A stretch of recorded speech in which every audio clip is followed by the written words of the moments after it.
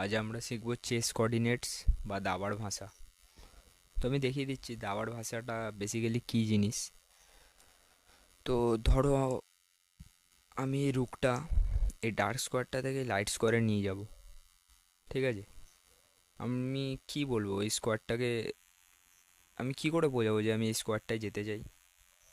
যে বোর্ডের দিকে তাকাচ্ছে না বা তার সামনে চেস বোর্ড খোলা নেই, সে ম্যাচ দেখছে না, আমি কি করে বলবো? বা সে আমার খেলাটা দেখছে না যে আমি রুকটাকে এখানে নিয়ে গেলাম। যদি এই স্কোয়ার দুটোর নিজস্ব নাম থাকে তাহলে আমি বলবো এই স্কোয়ারটা থেকে এই স্কোয়ারটায় আমি নিয়ে গেলাম,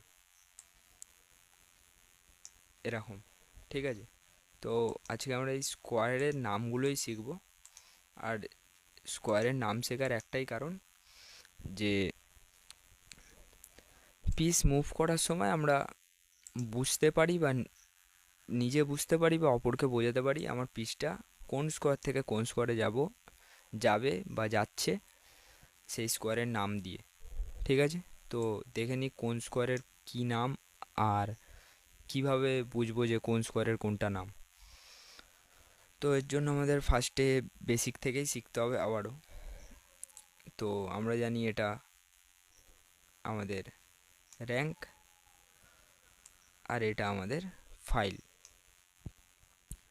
ঠিক আছে, তো ফার্স্টে ফাইলটা দেখে নিই। যেমন এটা আমরা জানি ফাইল, এগুলো সব এক একটা ফাইল, সব এক একটা ফাইল এগুলো।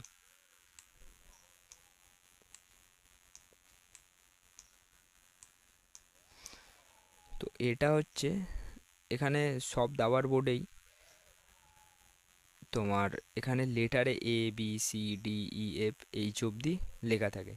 তো এগুলো এই এ এ যে লেখা আছে, যেমন এই এটা হচ্ছে পুরো এ ফাইলটাকে রিপ্রেজেন্ট করছে, বিটা হচ্ছে বি ফাইলটাকে রিপ্রেজেন্ট করছে, সেরকমই C D E F G H। ঠিক আছে, তো এই লেটারগুলো এক একটা ফাইলকে রিপ্রেজেন্ট করে, A file, B file, D file, E file, H file অবধি। এবার আমরা জানি র্যাঙ্ক কোনটা, র্যাঙ্ক হচ্ছে এগুলো। আর তোমরা দাবার যে কোনো বোর্ডে 1 2 3 4 5 6 7 8 করে 8টা র্যাঙ্কও দেখতে পাবে। যেমন এটা দেখো, rank 1, rank 2, rank 3, rank 4, rank 5, rank 6, rank 7, rank 8। এই এক একটা নাম্বার এক একটা র্যাঙ্কে রিপ্রেজেন্ট করছে। যেমন 5 নম্বর র্যাঙ্কটা, 5 নম্বর 5 নম্বরটা পুরো এই র্যাঙ্কটাকে পুরো রিপ্রেজেন্ট করছে, 5 নম্বর র্যাঙ্কটা। তো র্যাঙ্কের নাম্বার আর ফাইলের লেটার, আরেকবার বলে দিচ্ছি, র্যাঙ্কের নাম্বার আর ফাইলের লেটার দিয়ে একটা স্কোয়ারের নাম হয়। যেমন দেখিয়ে দিচ্ছি, ধরো এই স্কোয়ারটার নাম কি হবে। এই স্কোয়ারটা কোন র্যাঙ্কে আছে ফার্স্টেই দেখব, এটা আছে 5 নম্বর র্যাঙ্কে। আর কোন ফাইলে আছে, ডি ফাইলে, তাই স্কোয়ারটার নাম কি হবে, D5। ঠিক আছে, আগে সবসময় লেটারটা আসবে তারপরে নাম্বারটা আসবে, এটা মাথায় রাখবে, আগে লেটার তারপর নাম্বার। ওকে, এই স্কোয়ারটার নাম কি হবে, এটাও কোন ফাইলে আছে, ডি ফাইলে আছে। আর কোন র্যাঙ্কে আছে, 7th র্যাঙ্কে আছে, তো এটা কি হয়ে যাবে, D7।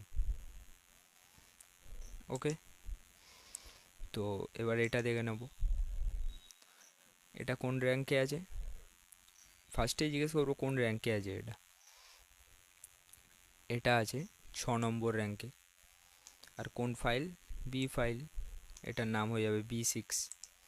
এরকম সব কটা, এটা যেমন A1 A2 A3 A4 A5 A6 A7 A8 C1 C2 C3 C4 C5, এরকমভাবেই B1 B2, এরকমভাবে করতে করতে প্রত্যেকটা স্কোয়ারের একটা আলাদা আলাদা আলাদা নাম হয়ে যায়। তো এবার তোমরা বলো এই রুকটা এখন কিসে আছে। এবার তোমরা বলো এই রুকটাকে আমি নিয়ে যেতে চাই F8-এ। তো F8 স্কোয়ার কোনটা? F8 স্কোয়ার এইটা। তো এরপর থেকে যখনই রুক কোনো জায়গা থেকে কোনো জায়গায় নিয়ে যাব আমরা, এখান থেকে এখানে যাব এরম না ভেবে ভাববো F2 থেকে আমি F8-এ যাচ্ছি। ওকে। তো আশা করি তোমরা বুঝতে পেরেছো, খুব একটা সিম্পলি একটা কনসেপ্ট, ফাইলের নামকরণ বা চেস ল্যাঙ্গুয়েজ বা দাবার ভাষাও বলে, কোঅর্ডিনেটস বেসিক্যালি। তো আজ এতটাই।